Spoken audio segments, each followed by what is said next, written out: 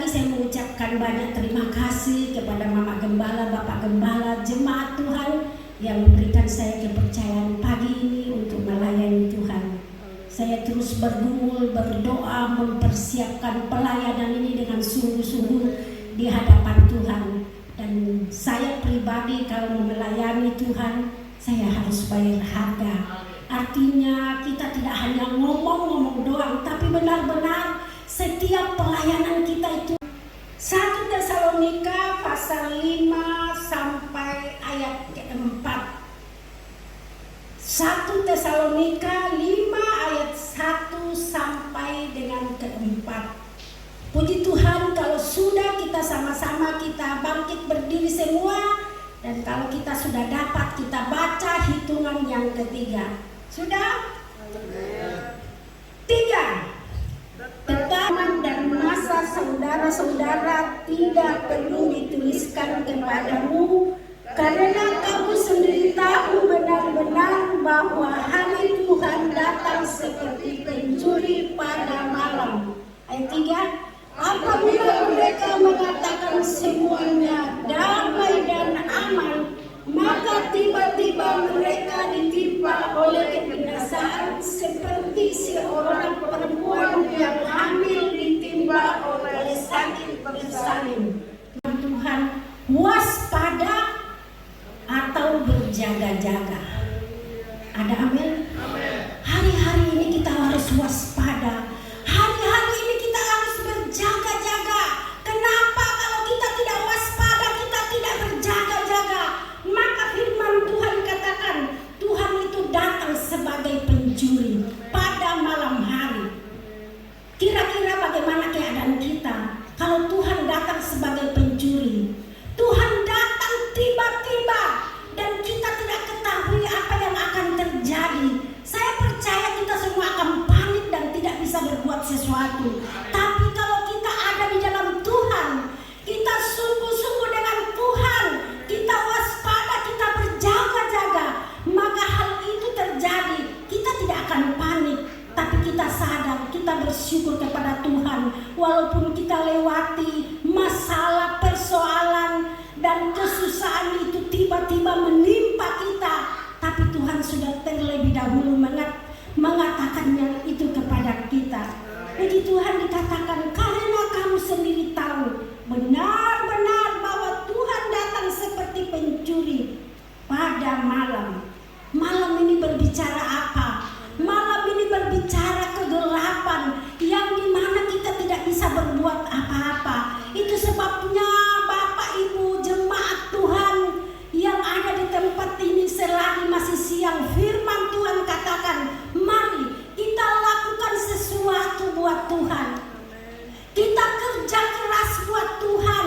Kita bawa hidup kita sungguh-sungguh kepada Tuhan. Kenapa? Kalau tidak, kita susah sendiri. Kita tidak dapat berbuat apa-apa lagi. Kalau sudah malam, kalau hal itu boleh terjadi dalam kehidupan kita.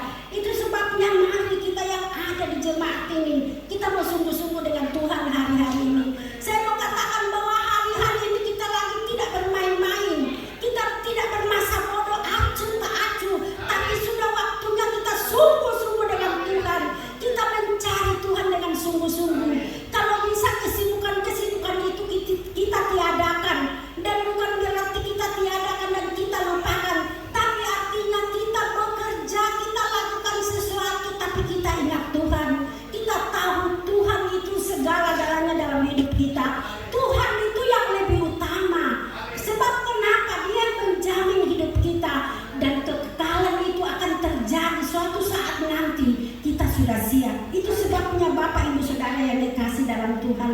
Sekali lagi saya katakan bahwa judul firman Tuhan artinya waspada atau berjaga-jaga. Saya percaya kalau hari-hari ini kita waspada, kita berjaga-jaga, kita tidak hidup di dalam dosa, kita tidak katakanlah kompromi dengan dosa, hidup dengan dunia.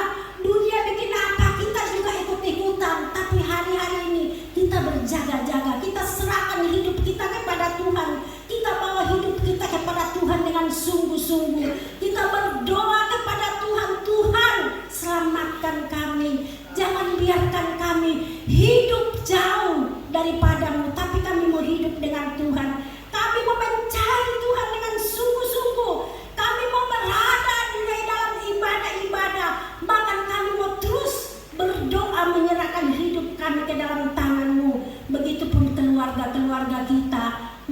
suami, anak-anak yang masih jauh daripada Tuhan, yang masih bermasa bodoh, bahkan mereka menganggap ibadah itu tidak penting. Mari kita berdoa buat mereka. Tuhan, jamah mereka, buat mereka mengerti Tuhan bahwa sesungguhnya ibadah itu sangat penting. Itu sebabnya mari kita jemaat yang ada pada pagi hari ini, kita mau terus bersatu, bergandengan tangan dalam ibadah-ibadah, dalam pelayanan yang ada. Sebab apa yang kita buat itu semua itu ada di dalam kendali Tuhan. Artinya Tuhan memperhitungkan apa yang kita buat Tuhan.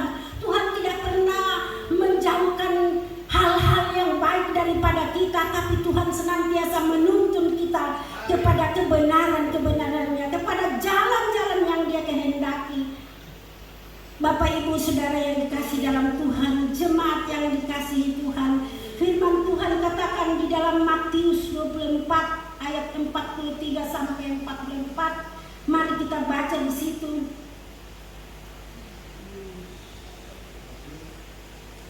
Matius 24 ayat 43 sampai 44. Demikian firman Tuhan. Tetapi ketahuilah ini, jika Tuhan rumah tahu pada waktu mana pada malam hari terpilih akan datang, sudahlah pasti Dia berjaga-jaga dan tidak akan membiarkan rumahnya dibongkar. Sebab itu, hendaklah kamu juga siap sedia, karena Anak Manusia datang pada saat yang tidak kamu duga. Haleluya. Amin. Amin. Sekali lagi saya baca di sini. Tetapi ketahuilah ini, jika saudara yang kasih, Tuhan itu sudah mau datang. Itu sebabnya kita berjaga-jaga, kita waspada, kita berdoa dengan sungguh-sungguh. Jangan lagi kita bermain-main, bahkan kita jalan ke sana kemari, buang-buang waktu kita, hidup dengan orang-orang yang tidak benar, bahkan hidup dengan orang-orang yang kata kasarnya hidup di dalam dosa. Tapi mari kita punya waktu ini, kita bawa hidup kita dengan Tuhan dengan sungguh-sungguh. Kita cari Tuhan, kita berdoa, kita baca firman Tuhan dengan sungguh-sungguh. Kenapa? Kalau kita tidak sungguh-sungguh, kita tidak berdoa dengan sungguh-sungguh di hadapan Tuhan, kita tidak bisa mendapatkan sesuatu yang datangnya dari Tuhan. Artinya Tuhan tidak pernah akan menuntun kita kepada kebenaran-kebenaran yang sesungguhnya. Tapi kalau kita terus ada di hadapan Tuhan, kita bertanya, kita berdoa kepada Tuhan, Tuhan, ini saya, berbicaralah kepada saya Tuhan, pimpinlah saya, tuntunlah saya kepada kebenaran-kebenaran-Mu, bawa saya untuk mengerti jalan-jalan-Mu, biarlah hidup saya berkenan dan layak di hadapan-Mu Tuhan, sehingga hari-hari ini kita tidak buang-buang waktu dengan dunia ini, kita tidak berjalan kepada tempat-tempat yang tidak terlalu penting. Bapak Ibu Saudara yang kekasih dalam Tuhan, boleh memang benar kita harus senang-senang, kita harus happy-happy, tapi saya mau bilang waktu sudah singkat, waktu Tuhan semakin dekat. Mari kita cari Tuhan, cari perkara-perkara yang ada di atas, sehingga kita memahami bahwa sesungguhnya Tuhan ada bersama dengan kita. Kita jangan buang-buang waktu kita yang ada sekarang, tapi kita mau sungguh-sungguh mencari Tuhan. Kita mau sungguh-sungguh berdoa, beribadah kepada Tuhan, sehingga Tuhan senantiasa memberkati kita. Bahkan Tuhan senantiasa menolong, menyatakan kuasa-Nya dalam setiap kehidupan kita. Bapak Ibu Saudara yang dikasihi dalam Tuhan, dikatakan judul firman Tuhan, waspada. Artinya kita harus waspada, berjaga-jaga, jangan kita lengah.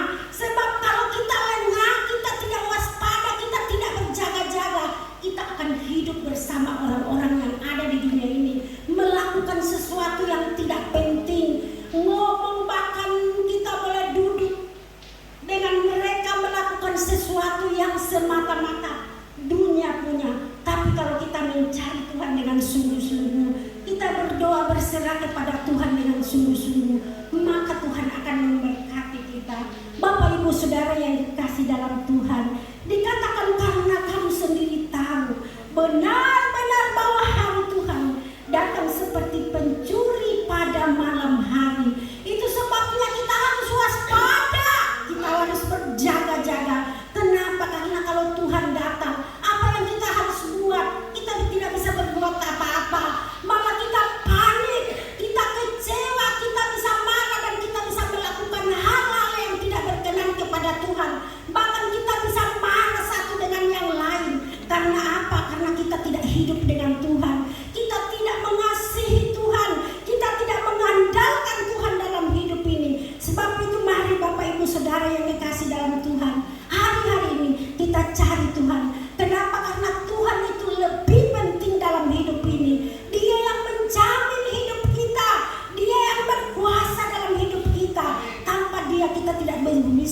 berbuat apa-apa.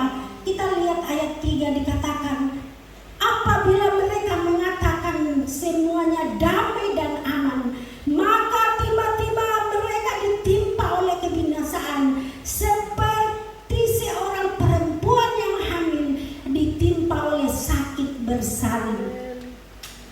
Bapak Ibu Saudara yang dikasih dalam Tuhan, ini perumpamaan buat kita supaya benar-benar kita waspada, kita berjaga-jaga.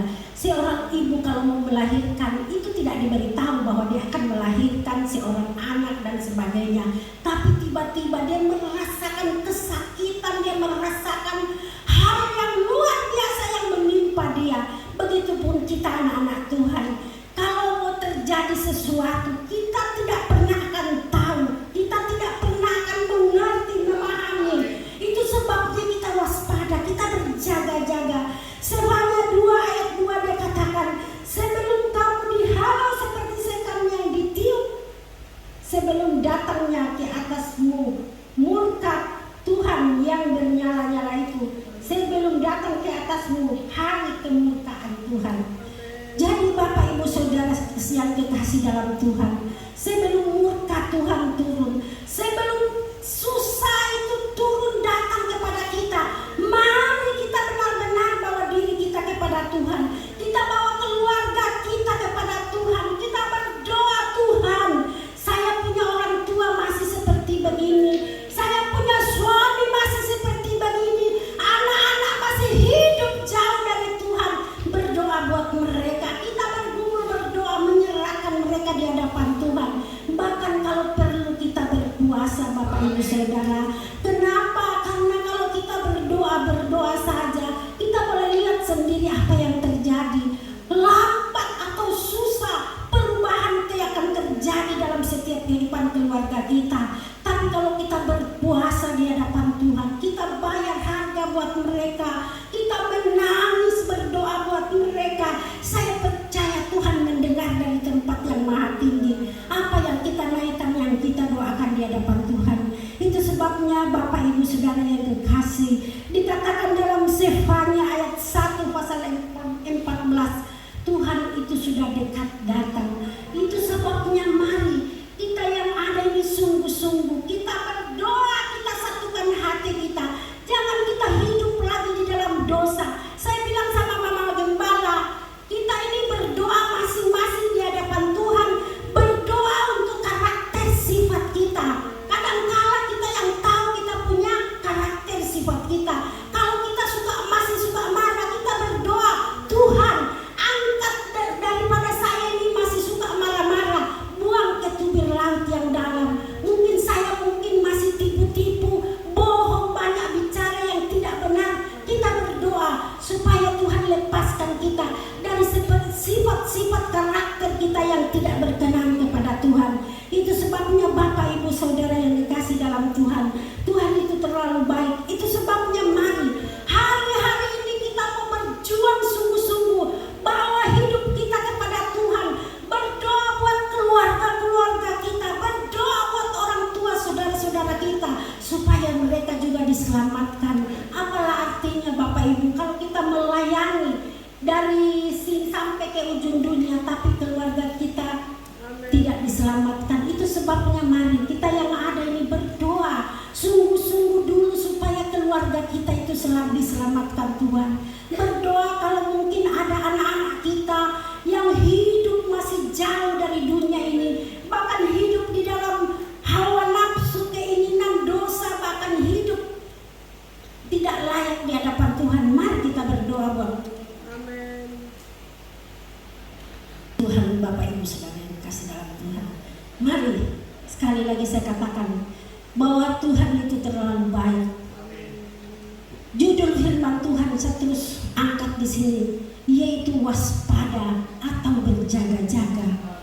Saya berulang-ulang kali sampaikan kepada Bapak Ibu. Kenapa? Karena memang hari-hari ini kita harus waspada, kita harus berjaga-jaga. Hidup kita ini ada di tangan Tuhan.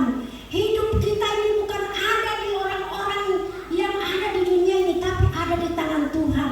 Apa yang kita buat itu yang Tuhan kehendaki, yaitu kita mau senantiasa senantiasa bersyukur dan memuji akan Tuhan. Sebab Tuhan terlalu baik dan Tuhan pengasih, Tuhan penyayang. Tuhan tidak pernah tinggalkan kita, bahkan Tuhan senantiasa menolong kita. Tuhan bawa kita untuk senantiasa lebih mengerti setiap kehendak dan rencana Tuhan dalam hidup kita. Bapak Ibu yang terkasih dalam Tuhan, dikatakan apabila mereka mengatakan semuanya damai dan aman, maka tiba-tiba mereka ditimpa oleh kebinasaan seperti seorang perempuan yang hamil ditimpa oleh sakit bersalin. Jadi mari, kalau hal itu tiba kepada kita, bahkan semua orang yang ada, apa yang kita harus buat? Saya percaya kalau kita sudah disampaikan terlebih dahulu, katakanlah tiba-tiba tsunami datang, tiba-tiba gempa bumi datang, tiba-tiba angin puting beliung datang, apa yang kita harus buat? Apakah kita bisa menolong satu dan yang lain? Tidak. Paling kita urus diri kita sendiri. Kita lihat anak-anak kita, kita lihat orang tua kita, bahkan kita lihat di sekeliling kita. Kita tidak mungkin kita pergi jenguk lagi jemaat-jemaat yang ada di sekitar kita. Itu sebabnya saya mau bilang buat kita pada pagi ini, mari kita waspada, kita berjaga-jaga. Jangan kita hidup dalam dosa, jangan kita hidup dengan dunia ini, tapi kita mencari Tuhan dengan sungguh-sungguh. Carilah Tuhan, firman Tuhan katakan, maka Dia akan dekat dengan engkau. Itu sebabnya Bapak Ibu Saudara yang dikasihi dalam Tuhan, hari-hari ini biarlah kita mau pacu diri kita, kita mau ajak bawa hidup kita untuk mencari Tuhan dengan sungguh-sungguh, untuk mengenal Dia secara pribadi. Jangan kita mengenal lewat orang lain, tapi kita kenal Dia secara pribadi. Kita merasakan kehadirannya dalam hidup kita, bahkan Dia mau berbicara buat kita, apa yang kita lakukan, apa yang kita buat. Bahkan kalau kita hidup dalam kesalahan, Tuhan akan berbicara buat kita, supaya kita sadar, supaya kita menjauhkan diri kita dari perbuatan-perbuatan yang tidak berkenan kepada Tuhan. Itu sebabnya Bapak Ibu Saudara yang dikasihi dalam Tuhan, mari saya mengajak kita buat sungguh-sungguh hari-hari ini kepada Tuhan. Cari Tuhan dan biarlah hidup kita ini berkenan dan layak di hadapan Tuhan. Hidup kita ini jadi contoh, jadi berkat, jadi teladan buat orang lain. Jangan mereka melihat apa yang mereka lihat secara jasmani, tapi firman Tuhan bilang Dia melihat hati kita. Itu sebabnya hati ini perlu dibawa di hadapan Tuhan. Hati ini perlu dipersembahkan kepada Tuhan. Sebab itulah yang Tuhan kehendaki. Bapak Ibu Saudara yang dikasihi dalam Tuhan, hari-hari ini orang-orang yang ada di sekitar kita butuh pelayanan kita. Itu sebabnya mari kita jadi berkat satu dengan yang lain. Kemarin saya dengan Mama Gembala ada layani ibu dengan anak kekasih. Waktu saya doakan dia katanya ketakutan. Dia bilang, tante, waktu tante doakan saya ketakutan. Saya bilang ada sesuatu dalam dirimu yang membuat engkau takut. Saya bilang, Mama Gembala, layani dia. Kami berdua bolak-balik layani dia, doakan dia. Memang di rumah itu ada sesuatu yang kami rasa. Saya sempat masuk di kamar mandi, sepertinya saya rasa ada orang duduk di kamar mandi. Tiba-tiba saya kaget dan saya bilang, Mama Gembala kemarin doakan kah tempat ini? Dia bilang iya. Bapak Ibu Saudara yang dikasihi dalam Tuhan, kadang-kadang kita tidak sadar bahwa banyak orang yang ada di sekitar kita. Mereka butuh pelayanan, mereka butuh kelepasan. Siapa yang mau menolong mereka? Itu sebabnya kita berdoa sungguh-sungguh kepada Tuhan, sehingga pengurapan itu, kuasa itu, otoritas itu ada pada kita. Jangan kita melayani seperti begitu, tidak ada sesuatu yang mereka rasakan. Tapi kalau mereka rasakan sesuatu, mereka rasakan ada jemahan Tuhan, mereka akan terus datang kepada kita. Sebab apa? Mereka merasakan ada jawaban Tuhan dalam setiap pelayanan kita. Jangan kita seperti hamba-hamba Tuhan yang lain, kegiatan rohani luar biasa, kegiatan dalam melayani Tuhan. Katakanlah dari Sabang sampai Merauke, mereka pelayanan full, tetapi sesungguhnya tidak ada apa